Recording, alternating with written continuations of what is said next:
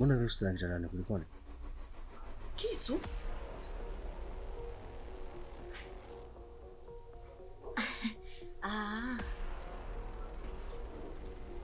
Unajua mpenzi wangu, nilikuwa na hamu ya karoti. Kwa hiyo nilikuwa nakula karoti. Karoti? Karoti za kitandani wapi na wapi? Amna, nilifuata karoti kwenye friji. Nikawa namenya. Hivyo nikajisahau, nimekuja nacho hadi kitandani.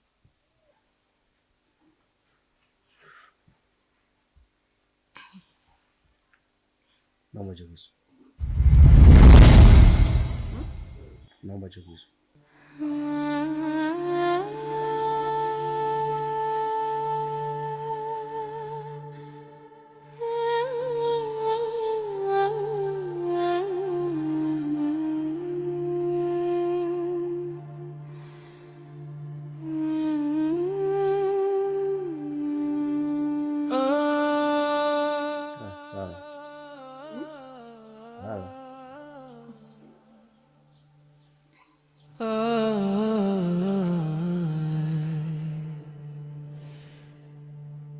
Beli mapenzi ni upofu, unaweza ukahisi una penzi salama, kumbe hatari, ukawa unatembea upo hai, kumbe mfumo wanakusaka kila muda wa kutoa uhai, wa kutoa uhai, uhai.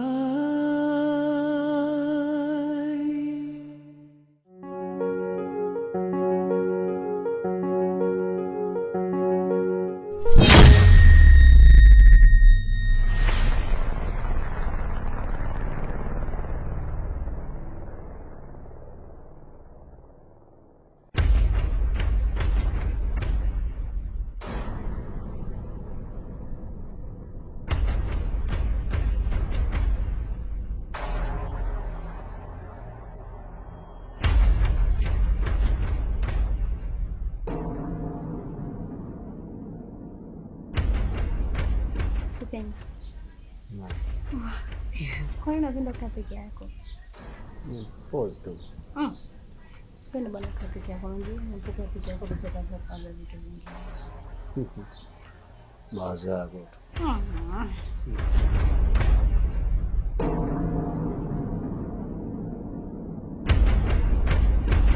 Niambie. Safi. Tuendelee kunywa maji sasa. Nishakunywa lakini. Bwana, hata daktari anashauri kwamba unywe maji mengi. Basi malizia haya yaliyopo kwenye glasi. Sawa, nitakunywa. Basi tunywe. Amna, mimi sijisikii kunywa maji. Lakini wewe ulishaanzisha. Hivyo nataka malizie. Mapenzi ni upofu, unaweza ukahisi una penzi salama. Umeandika? Bado. Haya maji natakuwa malize. Afu usinywe maji kama chai. Wewe unafikiri ni glasi ya ngapi? Kila muda wa kutoa hai, wa kutoa. Done. Alafu nadhani kama uliniambia unajiandaa kutoka, mimi nikaja kutoka ushajiandaa, lakini mpaka sasa hivi bado upo. Nishajiandaa. Hivyo sio muda nitatoka. Okay. Sawa.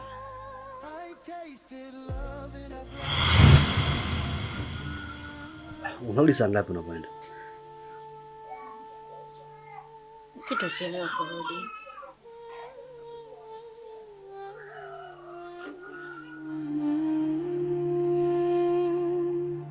Vipi, uko sawa? Yeah. Okay. Yaani nahisi kama macho yanakosa nguvu ya kuona hivi. Nahisi kama nimepata na usingizi wa ghafla, kichwa kimekuwa kizito. Usijali baby. Utakuwa sawa tu. Nadhani ni hali ya hewa. Sawa. Okay, mimi natoka. Sawa, na kichwa kimeanza kuniuma, nataka kuondoka na chai. Utakuwa sawa tu. Nawahi kurudi. Poa. I tasted love in a glass of lies. Your smile hiding dark goodbyes. I closed my eyes. You thought I'm gone, but I was breathing all alone.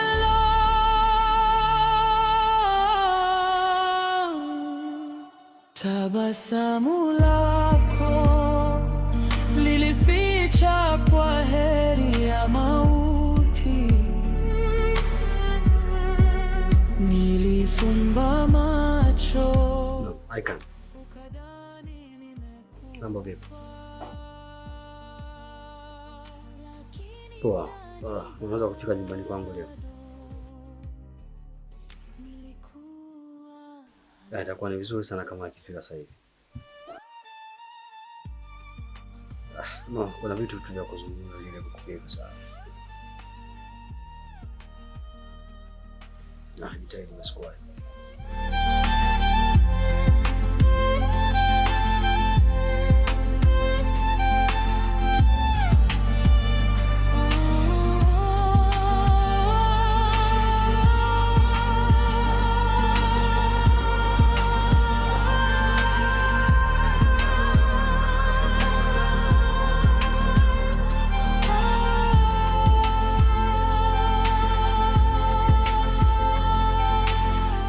Kipenzi,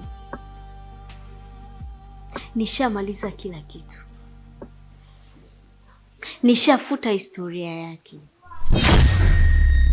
Yaani imebaki kwenda kutoa tu mzoga ndani. Alafu niendelee kula bata na mpenzi wangu ninayempenda. Nadhani unanielewa. Vile rafiki yako sipoi, hivyo nataka kukaa kwenye maisha yangu mazuri na mpenzi wangu, maana ananipenda na nampenda. Huyo mwingine akanishamaliza historia yake tayari. Hivi Martha, unajisikia kweli unachokizungumza? Na unaona ni sahihi kabisa unachokifanya? Huoni kama ni hatari kwako? Martha, tambua kuna serikali. Vipi wakija kujua umefanya mauaji ndani kwako? Unadhani utakuwa katika hali gani?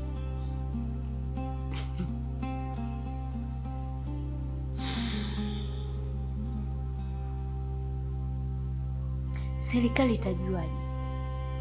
Wakati naweka sumu hakuna aliyeniona hata mmoja. Na amekufa hapo, hakuna kelele wala jirani hajasikia chochote. Labda wewe upeleke umbea wako kwa mdomo wako ili watu wajue. Maana hakuna mwingine aliyojua zaidi yako, na hili jambo nimekueleza wewe tu. Mimi kuanzia leo Martha, shoga yangu, nafunga mdomo wangu nazipa. Ila serikali ikija kutambua, mama, nisisikie unanitaja. Yaani kwenye hilo niweke pembeni kabisa. Sawa. Naona tukiendelea kuzungumza unaendelea kunichanganya.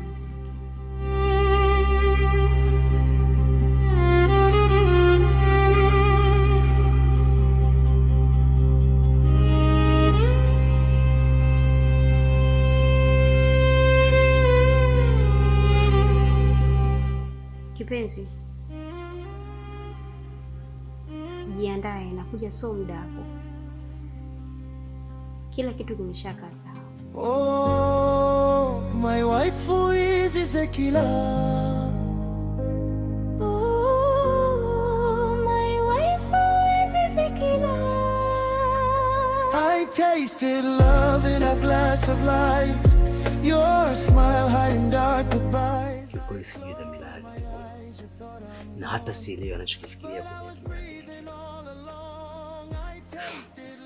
Unajua? amekuwa akijaribu mara kadhaa, sio mara moja. Yaani ni kama ni mtu ambaye amekusudia kabisa kufanya kitu. Kuna wakati najaribu kujifanya mpumbavu ili niweze kujua makusudio yake ni yapi, lakini nashindwa kuelewa anataka kufanya nini, ila makusudio yake ni kuhitaji kuniua.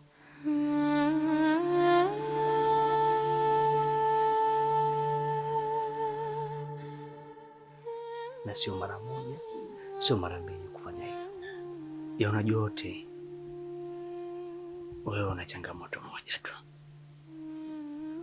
Hupendi kusikiliza watu. Kwa sababu it's not the first time or the second time when you compare the same thing. But you don't understand. Nilikwambia yule mwanamke sio mwanamke wa kuishi naye. Yule ni nyoka. Lakini haukutaka kunielewa kabisa. Now, umeanza kujionea mwenyewe sasa. Unajua, hili ni swala ambalo nilikuwa nikilifikiria sana. Hakuna mtu anayeweza kufikia kufanya maamuzi ya ajabu na makubwa kama hayo basi inakuwa na mtu nyuma yake. Kwa hiyo 100% Rebecca anahusika kwenye ushawishi. Yaani mtu hawezi akaamka tu from nowhere akaanza kuwaza ni muue fulani kwa ajili ya kitu fulani. Hayupo. Hata ofisini mtu anapotaka kufanya tukio la ajabu lazima tu kuna mtu nyuma yake ambaye anamshinikiza kufanya vile. Lakini nadhani kuna mchezo unaendelea baina yake na huyo rafiki yake. Kwa hiyo tunapaswa kujua A, B, C, to Z about Rebecca. Tumweleze, tuongee naye tuweze kujua dhamira yake hasa ya kumshawishi ni nini. Sidhani kama itakuwa ni sahihi, kwa sababu kila anapojaribu kufanya huo mchezo wake, baada ya hapo sababu ni kukimbilia kwa huyo rafiki yake Rebecca. Kwa nadhani kama tukijaribu kuzungumza naye Rebecca kuhusu hili swala, naona kabisa tunaenda kufungua masikio yake na kujua kabisa kama anajua anachotaka kufanya. Akili zangu mimi zinaniambia kwamba anajua wote wanachokifanya. Huenda anashirikiana kwa namna moja ama nyingine. Kuna kitu nimefikiria. Tambua chelewa kutamwana si wako. Nipe muda ndio kumajibu sahihi. Sawa. Ngojea majibu yako.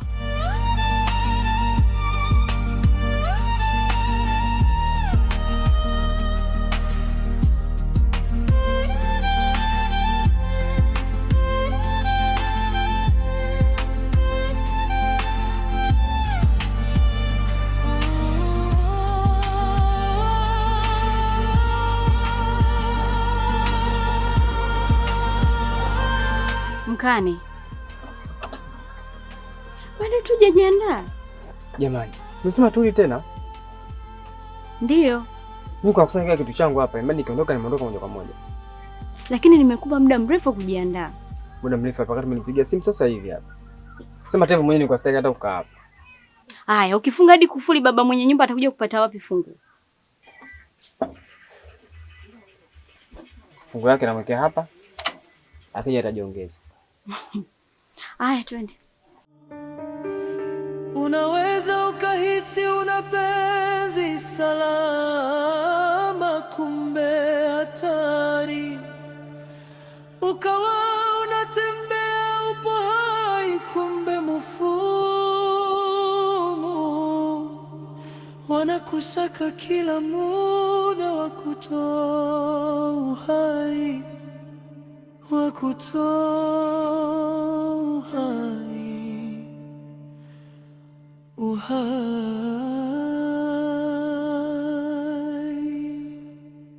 Hapo kama unavyomuona nishamaliza kila kitu. Wewe. Huyu amekufa kweli? Jamani. Wewe uone au? Wewe unamwona kabisa amelala hapo, mipovu hiyo hapo. Yaani kitu gani uelewi hapo? Sumu nimempa mwenyewe. Kila kitu. Ina maana mimi kutoka humu ndani ninajua kabisa mipango yote imeshaka sawa.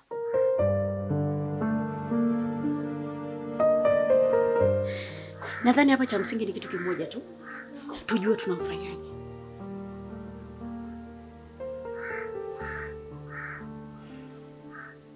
Sikia sasa. Huyu tukamfikie. Tukamfikie sasa hivi? Sikia, mimi nina wazo. Tumweke ndani, tumhifadhi, afu baadaye usiku tutaenda kumtupa kwa jana lake. Hapana. Nianza kuwa na wasiwasi. Nimepata wazo. Tukisema tumfikie ndani, ipo usiku inaweza kugundulika. Alafu mzimu wake kwanza kutusumbua ndani. Fanya kitu kimoja. Ikifika usiku, tukamtupe bondeni kule. Wazo zuri. Nadhani ingelikuwa ni busara zaidi kama ungalituachia mwili wa ndugu yetu twende tukauzike ndugu zake.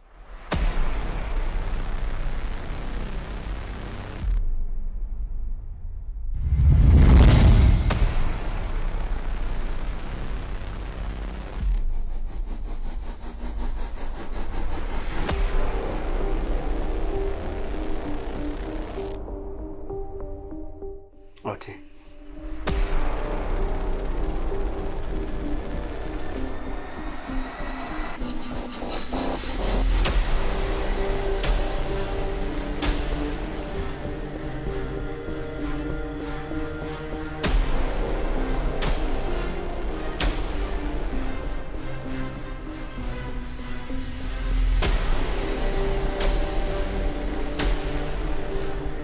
Shemeji,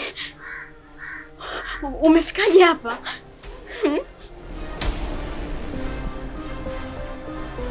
Nisamehe sana kwa ujinga wangu. Nisamehe kwa upuuzi wa kujengea imani na kuamini pasipo kujua wewe ni mtu ambaye hustahili kuaminika hata chembe. Unajua ni kiasi gani mimi nimepoteza muda wangu na kupoteza vitu vingi sana kwa ajili yako.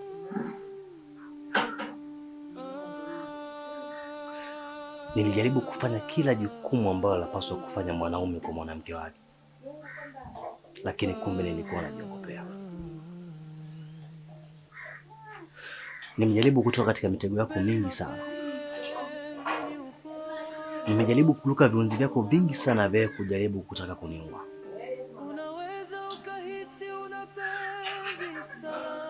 Kuna wakati Aika nilitaka nichukue sheria mkononi. Alitaka nifanye maamuzi mapema. Lakini mimi nitamani kujua ni kitu gani ambacho kinakusababisha wewe ufanye hivyo. Na hicho ndio kitu pekee ambacho kimesababisha mpaka leo hii wewe ukafika kwa bado unaishi kwenye hii nyumba. Mali sio kitu kwenye maisha ya binadamu.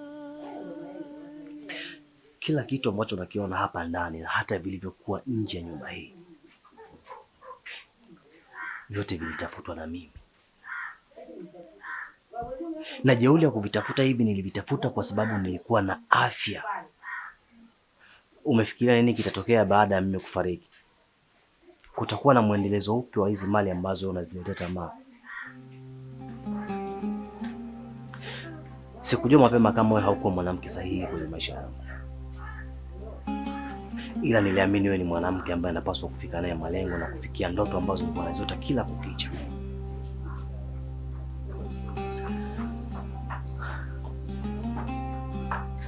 Sijui ni kitu gani ambacho kimekuongopea kwa huyu bwana mdogo.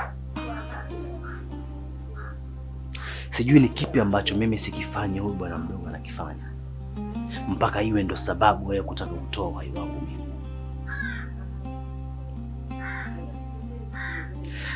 Sitaki kuingilia sana personal zako.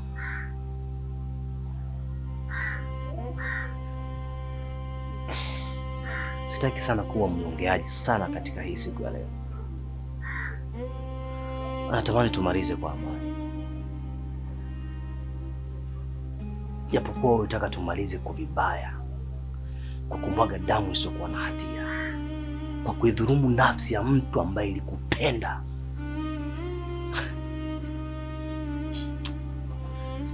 Tazama kila unachohisi ambacho kina thamani na kinaweza kukusaidia kwenye maisha yako. Chukua na uondoke. No. Sidhani kama kuna neno lolote ambalo unaweza ukanizungumza mimi nikakuelewa. Unajua nimetumia busara sana kukaa na kuzungumza na wewe wakati huu. Lakini huenda kadri utakavyojaribu kuzungumza, namna nitakavyosikia utetezi wako wa kinafiki, utanifanya basi nipandishe sukari na kufikiria kufanya kitu ambacho sikufikiria kukifanya. Lakini shemeji, hakuna cha lakini. Hebu usije kunifanya niingilie ndoa isiyonihusu, sawa? Kwa sababu sijaongea mara ya kwanza wala mara ya pili nikiwa na mshauri huyo mume wako. Lakini alionyesha mapenzi ya dhati hadi akafikia hatua ya kunichukia mimi. Alafu shemeji, today I will never ever stop talking, but I will do my action. Endelea kufanya huo upuuzi unaotaka kuufanya. Yaani endelea kuongea utufanye kama sisi sote basi ni wanawake. Mimi nadhani umeshasikia. Right? You don't have any time to lost. Your smile hiding dark goodbyes. I close my eyes. You thought I'm gone, but I was breathing all alone. Tabasamu lako lilificha kwa heri ya mauti. Nilifumba macho. Pole sana brother. Thank you. lakini ndani bado nilikuwa hai.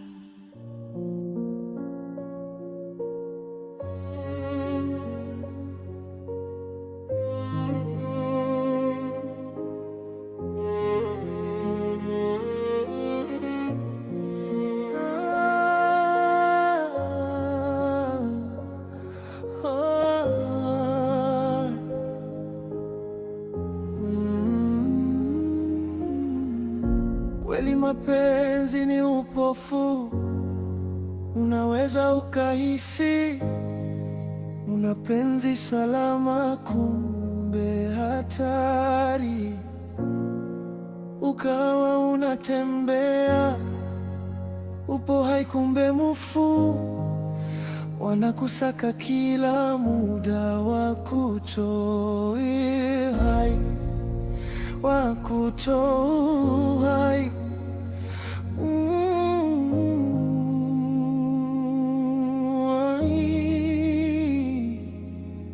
Oh, my wife is Zekila. Kane, mimi sio inaja kumkimbia mwanamke. Na isitoshe hapa ni kwako. Una kila haki ya kumwacha.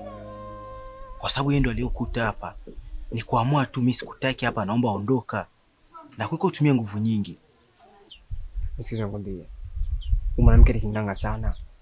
Alafu isitoshe huko alipotoka amekimbizwa. Hana pa kwenda. Alafu kama fursa tu kwangu.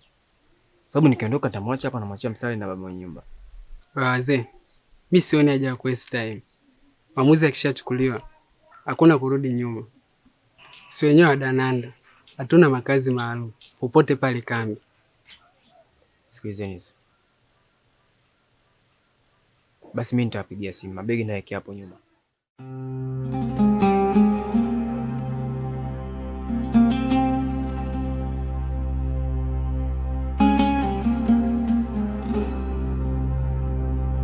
Nitapigia simu.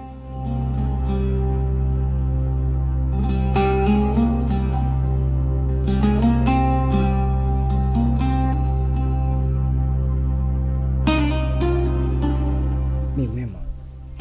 Ubinadamu unazungumzia mimi sina kabisa. Unaweza ukahisi una penzi salama, kumbe hatari. Ukawa unatembea upo hai kumbe mufu, wanakusaka kila muda, wakutoe hai, wakutoe hai. Kaka samani, mbona unafunga mlango wa chumba changu? Chumba chako? Wewe na mimi nani mwenye hichi chumba? Na unasemaje kirahisi kwamba hichi ni chumba chako? Dada nisikilize. Mimi ndio mmiliki wa hizi nyumba zote ambazo unaziona. Halafu mtu ambaye unamzungumzia wewe mwenye hichi chumba namdai pesa yangu. Kwa hiyo nilichokifuata hapa ni pesa tu na sio kitu kingine kile. Sawa kaka, nimekuelewa. Lakini mwenye hicho chumba aliondoka toka jana. Na mimi ni mchumba wake. Tunaishi wote pamoja hapo. Sasa sio vema wewe kunifungia mlango. Mimi naomba kakaangu, tukae tuzungumze, haya masuala yanazungumzika na tunaweza tukayamaliza pia. Sasa unataka tuyamalize vipi? Mimi ninachohitaji ni pesa tu. Hayo masuala mengine ya kujuana wewe na yeye yanihusu mimi. Kama mlitongozana basi ni huko. Lakini kwenye nyumba yangu sitaki masiala kabisa. Ninachohitaji ni pesa tu. Hayo mambo ya kusema sijui kaka, mimi ananisaidia nini labda? Una akili wewe? Basi kaka samahani. Naomba unifungulie tu angalau nichukue nguo zangu. Nisikilize dada kwa umakini sana. Mimi hunifahamu wala wewe sikufahamu. Kama kuna nguo zako, basi nadhani huyo mtu ambaye anaishi humu ana mawasiliano yangu. Aweze kunitafuta kwenye simu, popote pale atanipata. Simu yangu wala sijazima. Masaa 24 iko on. Na atakapo nitafuta, muambie hakikishe aje na shilingi 240,000, pesa ya miezi 8 ambayo ameweza kukaa tu pasipo kulipia kitu chochote. Nadhani itakuwa umenielewa. Bila hivyo, hakuna kitu chochote ambacho kitatoka humu ndani. Ala?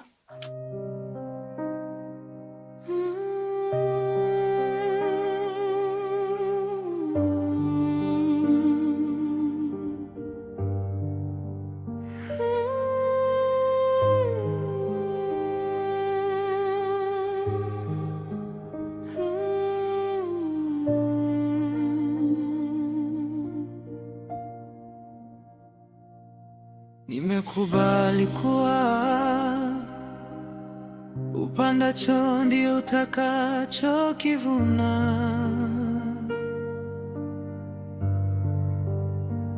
Nilipanda uovu na usaliti,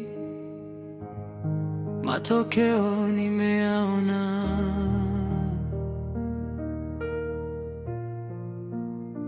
Zilikuwa ni hisia tu ndio zilizonipeleka. Ni sawa, lakini nilipaswa kusema. Nimekubali kila kitu ambacho umekizungumza, lakini sikuona sababu ya kuendelea kuficha machafu yake. Sikuona sababu ya kuendelea kumfichia maovu ya hali kuwa unajua A to Z. Kwa nini haukuzungumza mapema ili tujue kama plani zake ni hii na hii na hii na hii? Na kwa nini leo hii uje kuwa mwema baada ya kuondoka? Shemeji, sio kwamba sikuwa na uwezo wa kukwambia, lakini pia niliogopa kuvunja mahusiano yenu, ndio maana niliamua kukaa kimya.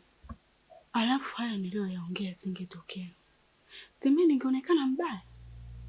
Shemeji, mapenzi huwa yanaingiliwa.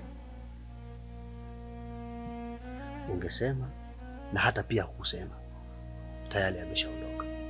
Kwa mimi nadhani ulikuwa na kila sababu ya kuwa muwazi mapema ili mtu ajue anaishi na mtu aina gani. Kama ni kidonda huenda ningefanikiwa kukitibu kabla kutokufikia huko tulikofikia. Unajua tunakaa na kuongopeana vitu ambavyo havina msingi sana. Mimi nadhani wewe ungeniambia mapema, mimi ningejua njia sahihi ya kupita. Lakini uliamua kukaa kimya kwa kuhisi kama utavunja mahusiano ambayo mpaka sasa tayari yameshavunjika. Unahisi bado uko sawa? Tusiishi katika dhana za kukariri. Tusiishi kwenye dhana za kumezeshana ujinga. Unajua tupo kwenye dhana za ukweli na uwazi. Inapotokea jambo ambalo unaona kabisa linaenda kuhatarisha maisha ya mtu baina ya mtu mwingine, kama una uwezo wa kutetea kwa namna moja ama nyingine, unapaswa kusema. Haya, labda nikuulize swali moja. Uliamua kukaa nalo, haukusema, na sasa umesema. Utofauti uko wapi? Ama unahisi labda umejenga au umebomoa? Tunakuja kupata the same. Haukusema, ameondoka. Na ungesema pia huenda angeondoka. Lakini ungesema ingekuwa ni vizuri zaidi, kwa sababu huenda angeondoka mapema pasipo kufanya yale ambayo alikuwa amekusudia kuyafanya. Au unadhani mimi laiti kama nisingeweza kumshtukia na kuanza kufuatilia nyendo zake, unadhani mpaka sasa ningekuwa hai? Unafikiri ni vitimbu vingapi amefanya kwenye hii nyumba kutaka kunipoteza kwenye hii dunia? Kwa hiyo huenda wewe ungekuwa umesema mapema, ungekuwa ni sababu ya mojawapo ya wewe kunifanya mimi niishi naye kwa makini zaidi. Ulipaswa kuwa mwasi. Nimekaa kimya ili uyaone mwenyewe, na nashukuru Mungu umejionea mwenyewe kwa macho yako kuliko kuambiwa na mtu. Na ndio maana baada ya kusikia niondoka, nikaona ni bora nije nikwambie ukweli, maana nilijua tu utakuwa na kinyongo na mimi.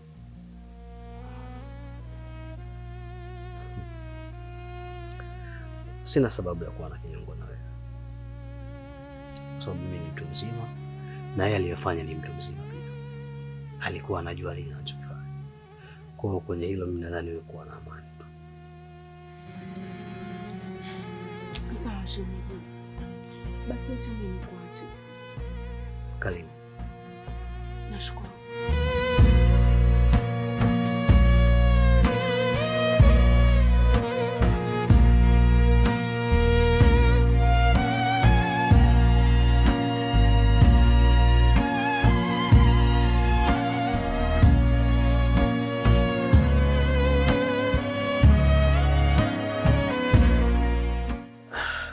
Karibuni sana. Asante sana bro. Kama ulivyoniambia, mimi nimetimiza. Uniambia kwa unahitaji kufanya kazi, right? Hapa anaitwa Happy. Yeah. Unajua bana, ukiwa umetajiwa jina kwa mara ya kwanza is hard to catch it. Ndio maana nachanganya, usione kama ni mgeni kwa sana hapa. Kwanza niseme nashukuru sana ndugu yangu. Nashukuru sana kwa ulichokifanya. Unajua kwa sababu umefanya majukumu ambayo nimekuagiza kwa muda mfupi sana. Kiukweli nilikuwa na uhitaji huo. Happy. Karibu sana. Asante sana kaka. Karibu sana, jisikie uko nyumbani, kuwa free, kuwa huru. Kuanzia sasa hapa ni kwako. Sawa. Mimi ndugu yangu bwana niseme. Unadhani unafahamu namna ambavyo tunaishi. Nikisema tuzungumze sana tunatoka kwenye mfumo. Brother, mimi nadhani naweza nisiwe na deni tena kwako. Kwa sababu ulichoniagiza niwakuletea. Ninamwamini sana Happy kwa utendaji wake wa kazi, tabia yake na mwenendo wake pia.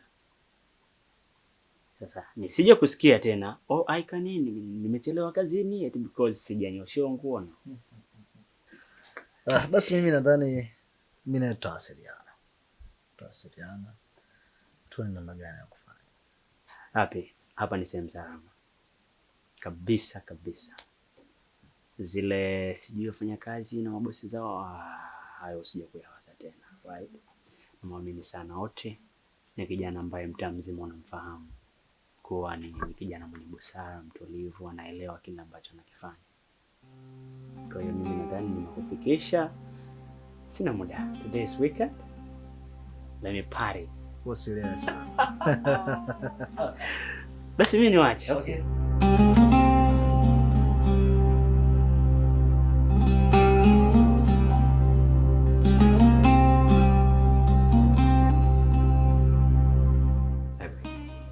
Hiki ni chumba chako.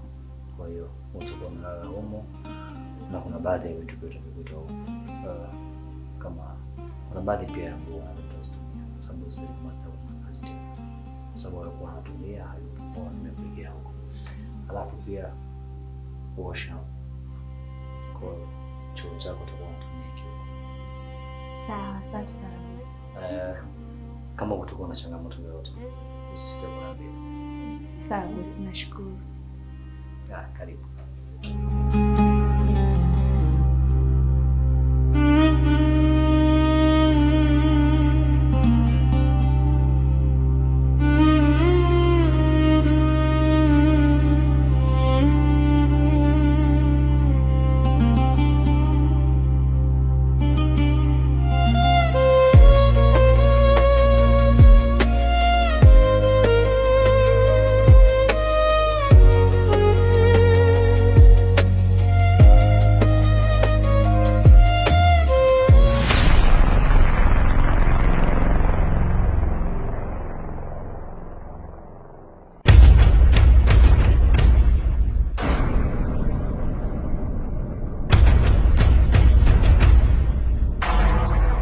Oti, kwa nini umeamua kuchukua maamuzi ya haraka kiasi hicho?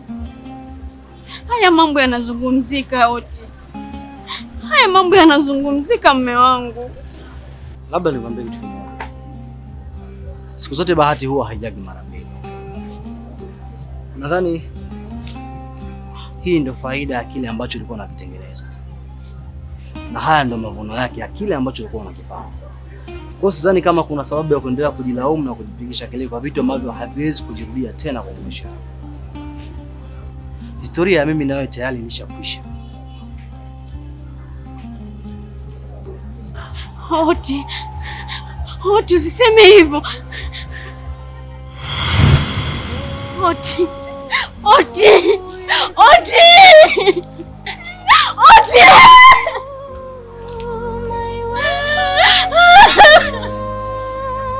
I tasted love in a glass of wine. Your smile hiding dark goodbyes. I close my eyes, you thought I'm gone, but I was breathing all along. I tasted love in a glass of lies. Your smile hiding dark goodbyes. I close my eyes, you thought I'm gone, but I was breathing all along. Tabasamu lako lilificha kwa heri ya mauti. Nilifumba macho ukadhani nimekufa, lakini ndani bado nilikuwa hai.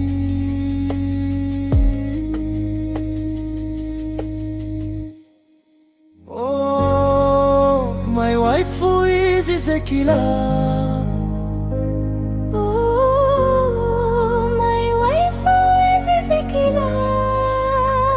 I tasted love in a glass of lies. Your smile hiding dark goodbyes. I closed my eyes, you thought I'm gone, but I was breathing all along. I tasted love in a glass of lies. Your smile hiding dark goodbyes. I closed my eyes, you thought I'm gone, but I was breathing all along. Tabasamu lako lilificha kwa heri ya mauti. Nilifumba macho ukadhani nimekufa, lakini ndani bado nilikuwa hai.